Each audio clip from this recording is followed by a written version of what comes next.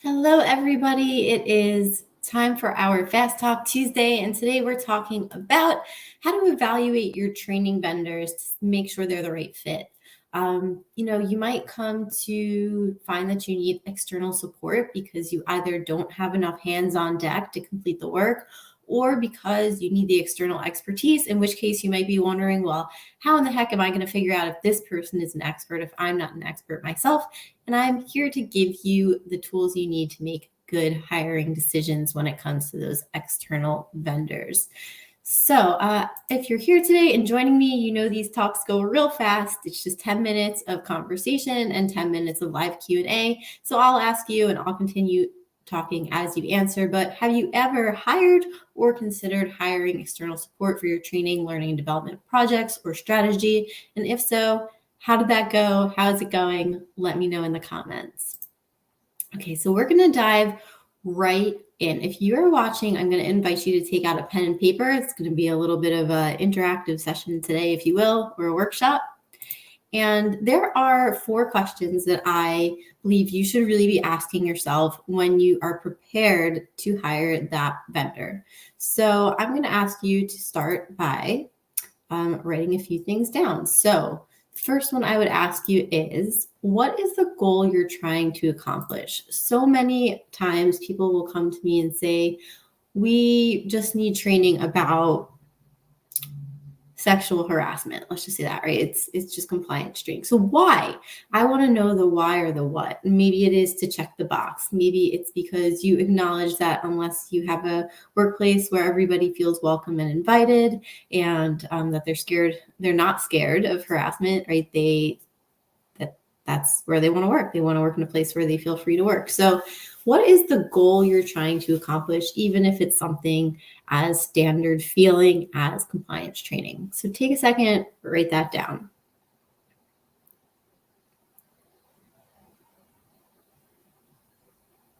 As I said, I'm going to move fast. So if you need to come back to this, you can always watch the replay of the video.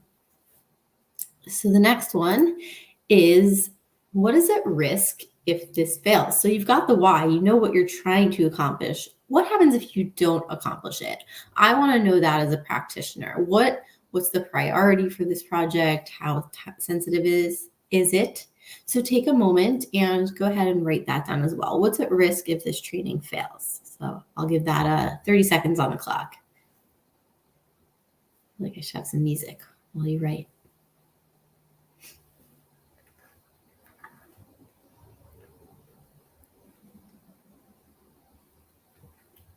30 seconds. Playing it back. Okay, we're going to 6 seconds.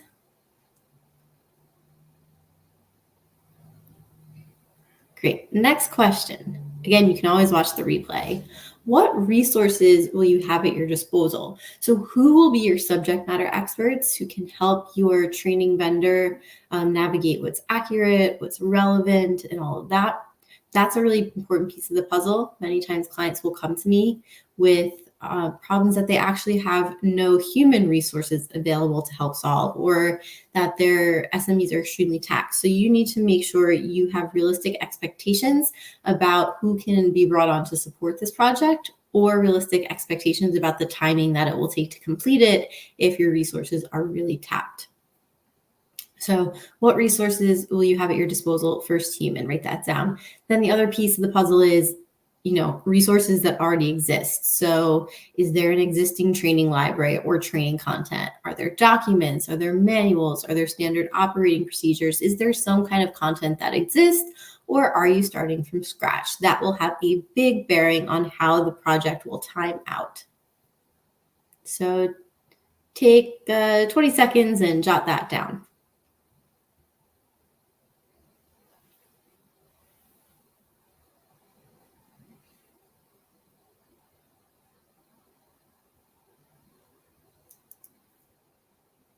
All right, last 5 seconds. And moving on to the last question. Why are you outsourcing this training project? So at the beginning of this talk, you might remember that I said you're either looking for expertise or you're looking for an extra set of hands. And you probably want that extra set of hands to have expertise. But it's important for your training vendor to know why you're outsourcing it, because it starts to tell them about how to approach the project. And it starts to tell you sort of what you want to accomplish from this relationship. So, take a second, write that down, and think about that as you start doing your phone screening. So I'm going to pull these down for a second. Now, when you get on those phone calls with those 4 questions in mind, you've got a good running start and a pretty clear picture on what you're going to be talking to this vendor about. And there's some questions that I would encourage you to ask. So I'll get to those in 1 second. But first, the other things I would tell you are, as you look for vendors, LinkedIn is a great source. Look not just for the people who are advertising themselves, but if you have colleagues who are colleagues of colleagues, like just look at the conversations that these people are having on other people's threads. Are they offering meaningful insights? Are they saying things that are abrasive or antithetical to the things you appreciate your organization? Get to know the vendor a little bit. And then think about, kind of your budget and all of that stuff. And, if it's a small budget, maybe a freelancer is the way to go, acknowledging that the risk is, you're at the mercy of a single human. Or maybe you want the big flash and shine, and you're going to work with the big training vendor and acknowledge that your budget's going to have to be a little bigger as a result. So go in with those things first. And then you can look for, are these people presenting at conferences like the Association for Talent Development? Are these people regularly posting on LinkedIn? Are they really well referred by other people, even if they're not online? Look for the social vetting to happen a bit. And now we'll turn to some of the questions that I would encourage that you ask. So question number 1, what's your process? They should be able to talk you through how they get from point A to point B. And they shouldn't just say, hey, I use Addie, or hey, I use Sam, but they should be able to say, we come in and we do an analysis, and this is what's involved. And then we come in and we do development, and this is what's involved, and really give you the step-by-step, not just name drop. Number 2, what's your philosophy of training or learning and development or design? They should have some kind of bigger belief system about what it is they're preaching. What is vendor question number 3? So how have you helped other organizations like us? So don't only listen to say, we've worked with Netflix or we worked with blah, blah, blah. Look to hear specifically what the results and the return on investment were for the organizations they've worked with. Question number 4, how do you gather the right information? So are they talking about how they pull information from SMEs? Are they giving you specific examples? Are they talking about how they do outside research and how they make use of that information? Those are the things you want to hear. How do you keep projects running smoothly? Right, that's an important piece of the puzzle. Is it all haphazard? Or do they have a project manager?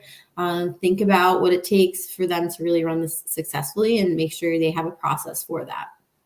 And then question number 6, what's your favorite kind of project to work on? If they say they love e-learning and you need instructor-led in-house game design or something like that, make sure that they have that capability and that they actually are passionate about that work and want to be doing it. Because if they don't, there's a good chance that you're not going to get top quality work. Now, I say this all with kind of a recap here, but the key really is to also listen to what they ask, because you want someone who's going to come in with a consultative approach to learning and development, someone who can listen and hear what you really need and then present the best solutions. Yes, you can order something, but you're still going to want that expert who can really make sure you're getting what you paid for and then some. So I'm going to run you super quick. Let's see if I can do this in about 30 seconds. We're going to turn over to what you'll need to do. So when you get to this arrangement, you've secured your vendor, you're going to want to align on goals. Make sure everybody on your team is on the same page. This is what we're doing with this project. Are we signed off? Yes. Step 2, schedule. Make sure you have a schedule that everybody agrees on. Make sure it makes sense for the timing that is actually available for your resources. Review cycles. So how are you going to review? Is it 3 drafts? Is it everything gets done and then turned over? Is it iterative? You've got to figure that out up front. You're going to want to define your communications. So how does everybody want to communicate? Are we making phone calls? Are we passing everything to a project manager who's identifying the key players? Are we using mostly email? You're going to want to know that. Centralize on your side, and your vendor should have a place to centralize as well, but make sure all of the data you're giving to your partner is in one place and that they're not trying to like sift all over your interwebs, internet, or whatever resources, emails to find the information. And then the last one is to assign action. So don't just say, we're going to need to X, but actually say, hey, Bob from accounting, by Monday at 5, you need to have this done. So everybody on the team should be doing that. Your vendor should be working to do that, but make sure you are consistent in your application of these 6 steps, which I will pop on the screen for us. So that's it. That takes us through all 10 minutes and maybe a few seconds over. And I'm going to leave the space open now just for some questions. So if you are looking to work with a external vendor in training, or you are looking to maybe think about how you might do that, I would love to answer any questions you might have. And as usual, I will sort of post what I hear commonly from people as I wait for yours. And just so you know, which we didn't talk about at the beginning, but we're a learning and development agency or instructional designer, so people come to us. And I think the question that we get asked most often is really like, what can you do for us? And I'm going to encourage you to ask that, but also to like ask it with the caveat that, we're not really sure. At least that's usually my answer, right? I don't really know what I can do for you. I know what kinds of capabilities my organization has, but for you specifically, if we haven't done our homework yet, it's a very hard thing to do. So I encourage, if you're going to work with an external vendor, that you are open to doing a bit of needs analysis and spending the time upfront to get the project context defined really well. It might seem like a lot of extra work, but it actually saves you a ton of work down the line, especially in development. Front load as much as possible, because that stuff is easier and cheaper than the actual multimedia and all the other stuff you build with training. So I see there's a few of you out there. Please feel free to post your questions. This is your time to ask them, and I'll be answering live as we wait here. And I'll stay on until about 2:20 to answer any questions you might have. So like I said, I'm just going to keep running through questions that I know that people ask me about this topic while I kind of wait for yours to come in. So one of the other questions I got was from actually recently from a coaching call or consulting call, which was, I want to hire, I'm a trainer. I'll tell you this situation, right? I'm a trainer, and I don't want to do the instructional design, right? So they were looking for an outsourced vendor. I don't want to do the instructional design. I don't want to create all the resources. I just want to get up there and answer questions and do the work. How do I do that? Should I expect someone to be able to do that? What are the ways that I do that? So I think the answer is yes. First of all, the answer is definitely yes. If you're a trainer or you're a subject matter expert, you can hire somebody to help take the actual training design, learning design off of your plate. And what you should be prepared to do are the things we talked about before. And also just know that there's this balance. So the subject matter expert is always going to be expected to sort of know their field, know the content area, right? The subject matter, and to be able to know what's relevant and what's accurate. The learning designer, instructional designer, training developer, whatever the title is, that person doesn't necessarily know anything about your field, and they don't need to. So that's one of the other things I would say. It can be a nice bonus sometimes if people are familiar, but in many instances, it's better almost if they don't know, because they can spot the gaps, right? The places where the expert is filling in the blanks. So in this case, how that'll work is this person who you've hired should be asking you questions or looking into research, mix of both, looking at data to figure out what the best way to organize and help others make sense of this content is. So essentially they're making it learnable. So they might translate, a big chunk of text or a big 15-minute explanation into a model or an analogy, or they might change it into an activity, right? We take this bulleted list and instead now it's some kind of self-assessment. That's their job. Their job is to figure out how to make it most teachable. And your job, again, is to provide accurate information, to be able to point them to resources. So either you're interviewing and you're giving that data, or you're turning over vetted resources. So you're signing off that they're accurate and relevant. To do the reviews, to again make sure things are accurate and relevant, and that relevant piece is really important. So you want to make sure that you are able to steer them to the things that are timely in your field, and also things that are pertinent to the jobs of people who are doing the work that you're doing, or that you're an expert in the field. So it's the marriage of those two things that really makes the training happen. And I would say if you're not ready to offer that subject matter expertise, or you don't have someone who can do it, then you might not be ready to hire that external vendor. You might have to wait until you have the time, or until you can pay for an additional resource, right? Pay for a subject matter expert, or pay for a great body of knowledge and a great body of research for that instructional designer or training developer to have access to. So that's a good question. Another one of the questions I was asked is, can this person design my curriculum, or are they just going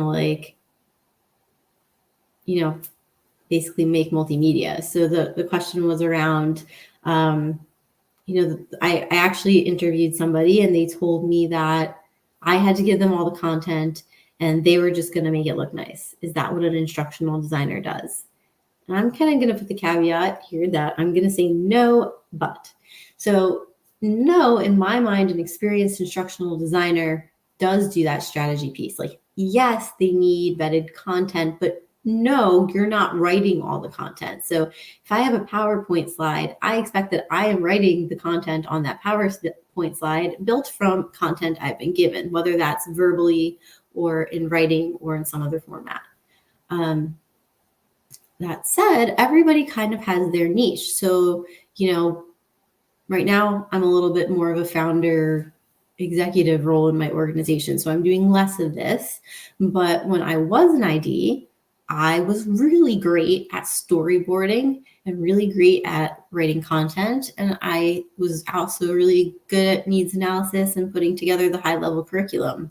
I was not really great at graphic design. I would say like a solid C, like I could recolor and put things together that were already built, but like you probably didn't want me to custom design your logo. And I was not very good at e-learning development. Like I would say like a B-. I make stuff that's better than most people because I would give it time and energy and get creative, but I didn't necessarily have the cleanest approach on the back end. I was doing things that were workarounds or that maybe just weren't reporting data as nicely as I'd like. So you have to interview and really ask questions and figure out, again, what your goal for the project is so that you can hire the right person, with knowing that there's an infinite number of niches within learning and development, and that you're going to need the person who can help you tackle that goal. And then remember at the beginning, I was talking about, do you need an expert or do you need an extra pair of hands? And so if you need an extra pair of hands, that means you probably have someone who can offer a bit of support or training. There's some kind of learning and development manager on staff who can say, this is how we do things and this is how you're going to have to do things. Get on board. Whereas if you need an expert, genuinely need an expert, you need that person to come in running, and they're probably going to have that higher level knowledge. Think about what it is that you want this person to accomplish, and that's how you're going to measure your working relationship, and know that there are people out there who do everything under the sun. And it might take a little searching. You might have to go on LinkedIn or Upwork, maybe even post on Indeed, although that's its own bag of worms. Maybe you ask for referrals, word of mouth, and just see how it goes. Maybe you go on that ATD website, Association for Talent Development, and see who's available there on the job boards. But there's someone for you if you're clear on your goals and sort of the energy and the budget that you're willing to bring to the project. So again, I'll invite you. I do see there's still a few out there if you're watching. I welcome you to ask any questions you might have about evaluating external vendors. And I'll try to get back to the comments as they come in. So we are at the 20-minute mark. We did our 10 minutes of talk, our 10 minutes of Q&A, and we'll be back next week. I am Nicole Papiano, and if you'd like to connect, please feel free to. I would love to learn more from you on LinkedIn. So have a great week, everybody, and I will see you next Tuesday at 2 p.m. Eastern on Fast Talk Tuesday.